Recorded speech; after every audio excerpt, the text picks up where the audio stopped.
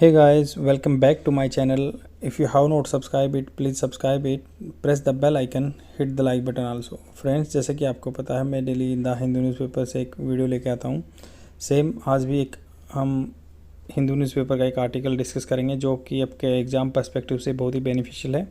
Specifically इसमें जो भी कंटेंट आया है उसको मैंने सिंप्लीफाई फॉर्म करके लिख दिया ताकि आप अपने को मतलब अच्छे से कंप्रेंड कर सकें, इसको अर्थ निकाल सकें और ये आपके इंग्लिश स्पीकिंग के लिए भी बेनिफिशियल रहेगा। तो स्टार्ट करते हैं। ये बात कर रहे हैं reading India, get rid of होता ना छुटकारा पाना, फूड इनसिक्योरिटी। तो फूड इनसिक्योरिटी से छुटकारा पाने की बात कर रहे हैं। तो इकोनॉमिस्ट हैं, फूड इनसिक्योरिटी के बारे में बात कर रहे हैं। इसमें जो भी कंटेंट दिया हुआ है डिस्कस करते हैं क्या है। तो यहाँ पे बात करें रीडिंग इंडिया मतलब छुटकारा पाना इंडिया का और फूड इनसिक्योरिटी। यहाँ पे जो फूड इनसिक्योरिटी है, इंडिया में बी द फास्टेस्ट ग्रोइंग। तो मे बी कहाँ पे यूज़ होता है, मैं ये बताना चाहूँगा कि मे बी जहाँ पे यूज़ होता है प्रोबेबिलिटी होती है, संभावना होती है। मे बी मतलब ऐसे हो सकता है, शायद हो सकता है। तो may be the fastest growing large economy, सबसे फास्ट ग्रो हो रही है। और आज ही के न्यूज़पेपर में एक आर्टिकल छपा कि चाइना की इकोनॉमी सिर्फ इतने परसेंट से ग्रो हो रही है, 0.3% से, और हम अब भी 7 या 8% के बीच में चल रहे हैं ग्रोथ रेट पे।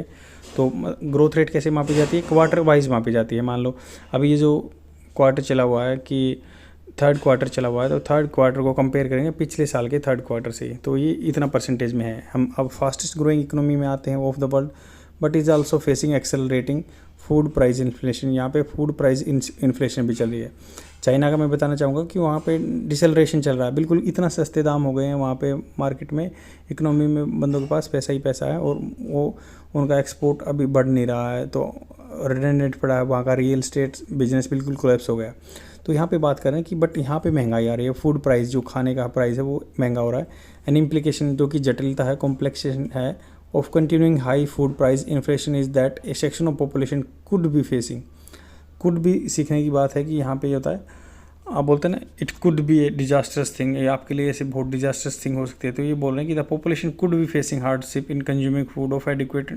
तो जो पॉपुलेशन है इनको प्रॉब्लम हो रही होगी, फेसिंग हार्डशिप फेस कर रहे हैं in consuming food of adequate nutrition value, जिसमें एडुकेट पर्याप्त मात्रा में न्यूट्रिशन वैल्यू हो, न्यूट्रिशन वैल्यू उसमें होगी, पोषक तत्व होंगे। The state of food security and nutrition in the world of the food and agriculture organization। तो यहाँ पे राइटर बात कर रहा है कि जो स्टेट है फूड एंड सिक्योरिटी और nutrition in the world of the food and agriculture organisation. तो यहाँ पे बात कर रहा है कि state of food security, food security की क्या स्टेट है, किस स्टेज पे पहुँच गए हैं, and nutrition in the world of food and organisation. तो वर्ल्ड में क्या चला हुआ है, तो उसके लिए एक रिपोर्ट लेकर आए हैं फूड एंड एग्रीकल्चर ऑर्गेनाइजेशन, जिसका हेडक्वार्टर जेनेवा में है। एस्टिमेट करते हैं the proportion of the population across country, proportion जो रेशो चल रहा है पॉपुलेशन का across the countries unable to afford, वो अफोर्ड नहीं कर पा रहे हैं हेल्थी डाइट। अगस्त 2023 की रिपोर्ट है। The figure for India is 2021 is devastating to note. तो 2021 में डिवास्टेटिंग बिल्कुल चौंका देने वाले थे। To note that an estimate near about the 74% of, मतलब लगभग 74% जो पॉपुलेशन है can not afford a healthy diet. Can you imagine 74% जो आदमी है इंडिया के, वो 2021 में सितंबर में अगस्त में कि ये 74% आदमी डाइट अफोर्ड नहीं कर पा रहे थे healthy, given A population of 1400 million. ये बात की जा रही है कि 1400 मिलियन, जो 1400 million, 1 million is equal to 10 lakh, 1400 को 10 लाख से गुना कर दो। This makes for approximately 1 billion Indians. तो ये बात कर रहे हैं कि 1 बिलियन जो इंडियन है वो भाई हेल्थी डाइट अफोर्ड नहीं कर पा रहे हैं। की पॉइंट्स क्या क्या हैं? As per latest national family health survey, जब latest national family health survey का डाटा है, ये बात कर रहा है national family health survey 50% of जो NF national family health survey 5 का डाटा आया था, उसमें बात हुई है कि भाई ये 50% ऑफ दी अडल्ट वुमेन हैं जो वो वर एस्टिमेटेड टू बी एनीमिक, उनको एनीमिया की बीमारी है, मतलब जो ब्लड लेवल में उनका आयरन कम हो जाता है। तो उसकी बात कर रहे हैं 50% लेडीज ऐसी हैं।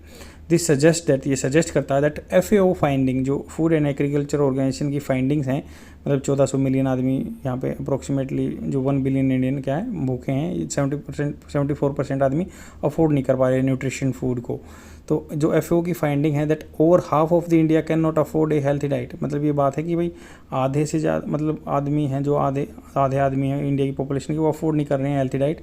इज़ प्लोजेबल मतलब इज़ रैशनल, प्लोजेबल मतलब रैशनल तर्क संगत है, ये लॉजिकल बात लग रही है। Even we are assume to that agency has over estimate number by 100%, अगर हम मान भी लें कि उसने 100% ओवर नंबर बता दिया ऑर्गेनाइजेशन ने, FAO ने, वी वुड बी लेफ्ट मतलब हमारे पास रह जाएंगे, फिर भी वी वुड बी लेफ्ट मतलब हमारे पास रह जाएंगे क्या, with 500 million people in this category. फिर भी हम मान लो 100% गड़बड़ कह दिया उन्होंने, तो 500 मिलियन आदमी तो फिर भी रह जाएंगे इस कैटेगरी में। This is larger than the population of the all the country, किसी पॉपुलेशन की मतलब किसी भी कंट्री की इतनी पॉपुलेशन नहीं है एक्सेप्ट चाइना को छोड़ के, world other than China. Macro economic policy जो है मतलब बड़े लेवल पे जो पॉलिसी होती हैं होल सेल प्राइस इंडेक्स वाली, तो macro economic policy relied upon the core control inflation. Macro economy की बात कर रहे हैं कि उसका काम होता है इन्फ्लेशन को, महंगाई को कंट्रोल करना। Has prove to be useless, वो यूजलेस हो गई है, बिना काम की हो गई है।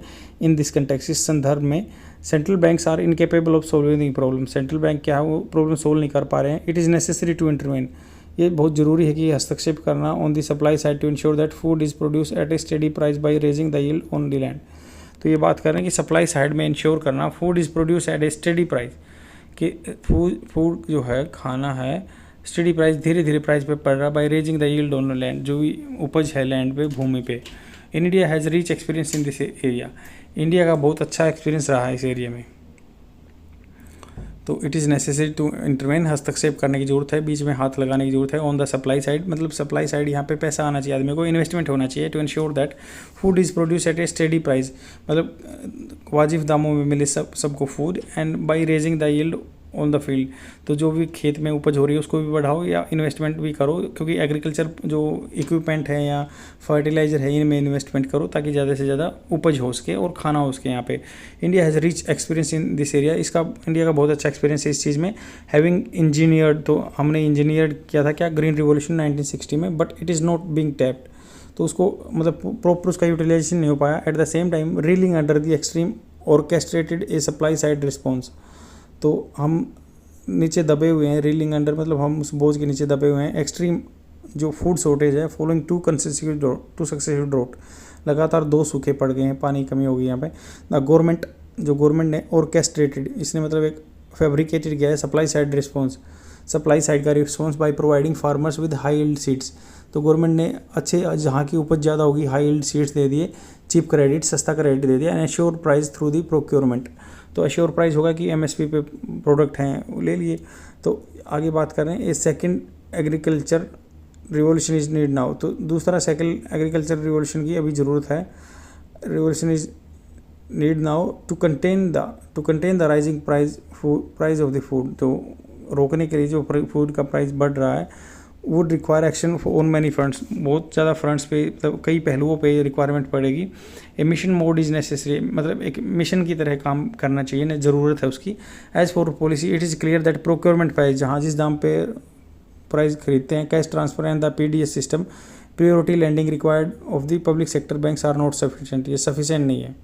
Yield increasing intervention the on the farm are needed to at least contain the cost of production, जो उपज बढ़ रही है इंटरवेंशन हस्तक्षेप चाहिए ऑन द फार्म, खेती के लिए, are needed to at least contain the cost of production, जो आदमी की किसान की फसल के रुपए लग रहे हैं तो उतना तो यील्ड होना ही होना चाहिए। Agriculture is lower than in India in the East Asia, तो ईस्ट एशिया से हमारी उपज है कम है। Attention is needed to extend the irrigation, मतलब सिंचाई होनी चाहिए टू 100% नेट सोन एरिया, जितनी भी फसल बोई गई है उसकी सिंचाई होनी चाहिए। इक्विकनिंग ऑफ एग्रीकल्चर रिसर्च, जल्दी ही एग्रीकल्चर रिसर्च करना चाहिए। And re institution of extension, तो दोबारा से इंस्टीट्यूशनलाइज करना चाहिए एक्सटेंशन को।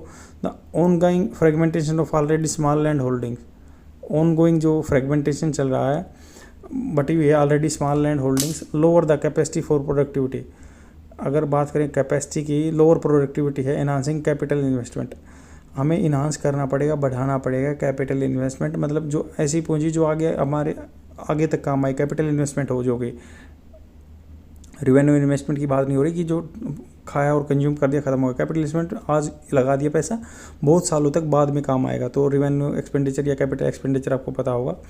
तो ऑनगोइंग फ्रेगमेंटेशन है, मतलब छोटी छोटी सबके पास ज़मीन बटी हुई है, ऑलरेडी स्मॉल लैंड होल्डिंग, सबके पास और ज़मीन बढ़ती जा रही है, तो lower the capacity of productivity.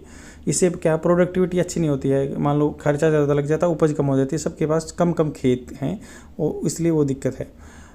तो प्रोडक्टिव इन्हांसिंग कैपिटल इन्वेस्टमेंट है जो जिससे हम फसल की प्रोडक्टिविटी बढ़ा सकते हैं।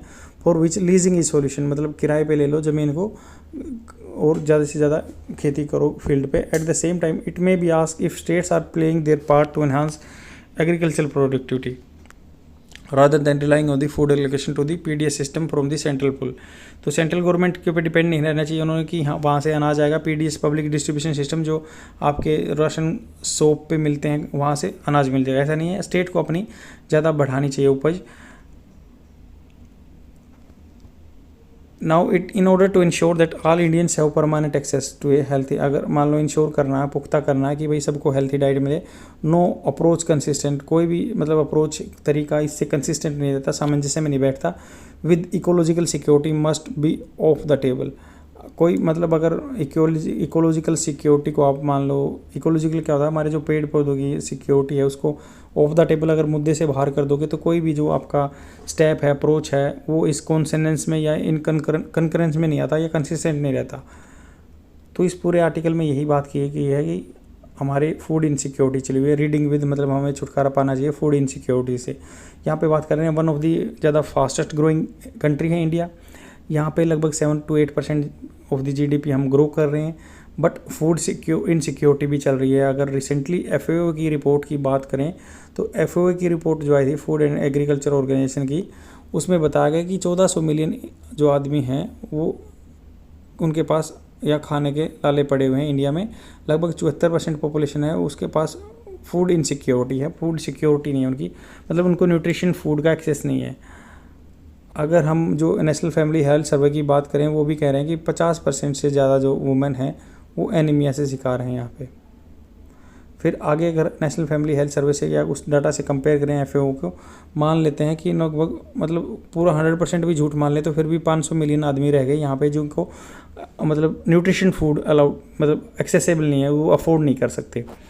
इससे क्या पता चलता है कि बहुत सारी कंट्रियों की तो इतनी पॉपुलेशन भी है जितने यहाँ पे भूखे आदमी हैं या मतलब उनको न्यूट्रिशन फूड नहीं मिल पाता है। तो ये आगे जाके परकोलेट होगा, ये अनसस्टेनेबल है और इससे आदमी की हमारी ग्रोथ नहीं हो पाएगी। तो इसके लिए गवर्नमेंट को क्या करना चाहिए, जो कि अगर कंपेयर करें हम ईस्ट एशियन कंट्री से जो कि आसियान कंट्री बोलते हैं, वहाँ की उपज भी हमसे ज़्यादा है और हमें अपने जो एग्रीकल्चर के इशू हैं उनको इन्हांस करना चाहिए, उनको रिजोल्व करना चाहिए। जैसे अगर बात करें लैंड होल्डिंग स्मॉल हैं और उनमें इन्वेस्टमेंट ज़्यादा हो रहा है तो लीजिंग पे लो, किराए पे लो और ज़्यादा से ज़्यादा वहाँ पे फसल करो। फिर क्या है, गवर्नमेंट को ऐसे ऐसे इनोवेशन करने चाहिए कि जैसे इन्वेस्टमेंट साइड पे फोकस देना चाहिए। जैसे पहले भी किया हुआ है कि यहाँ पे इन्वेस्टमेंट ज़्यादा होगी, जैसे चाइना करता है, तो इन्वेस्टमेंट ज़्यादा होगी तो ऑटोमेटिकली कम मार्केट रिवाइव हो जाएगी। इसके लिए गवर्नमेंट को हाई यील्डिंग सीड्स पहले से ही दिए हुए हैं गवर्नमेंट ने, और उससे एग्रीकल्चर भी 100% होना चाहिए। जितनी भी फसल है हमारे पास उसमें सिंचाई ज़्यादा होनी चाहिए। तो पिछले मतलब जो 2 ड्रॉट सीजन आए हैं उनमें हमारी प्रोडक्टिविटी बिल्कुल लॉस हो गई है। अगर उपज भी कम होगी, खर्चा ज़्यादा होगा तो ये फार्मर के लिए डेट्रीमेंटल है। तो इंश्योर्ड करना है कि मार्केट प्राइस मिलता रहे, उनको प्रोडक्टिविटी इंक्रीज़ हो और सप्लाई साइड इन्वेस्टमेंट होता रहेगा तो प्रोडक्टिविटी अपने आप इंक्रीज़ हो जाएगी। आई होप आपको समझ में आया होगा कि हमें इकोलॉजी को पैरामाउंट रखना है अगर अपने कंट्री की ग्रोथ करनी है। अगर हम इकोलॉजी को ऑफ द टेबल कर देंगे तो हम आगे बढ़ नहीं सकते, थ्राइव नहीं कर सकते। हमारी पॉपुलेशन फूड इनसिक्योरिटी से ही झेलती रहेगी, छुटकारा नहीं मिलेगा। तो शेयर कर दीजिए अपने फ्रेंड में और डेली देखते रहो। Thank you very much, bye.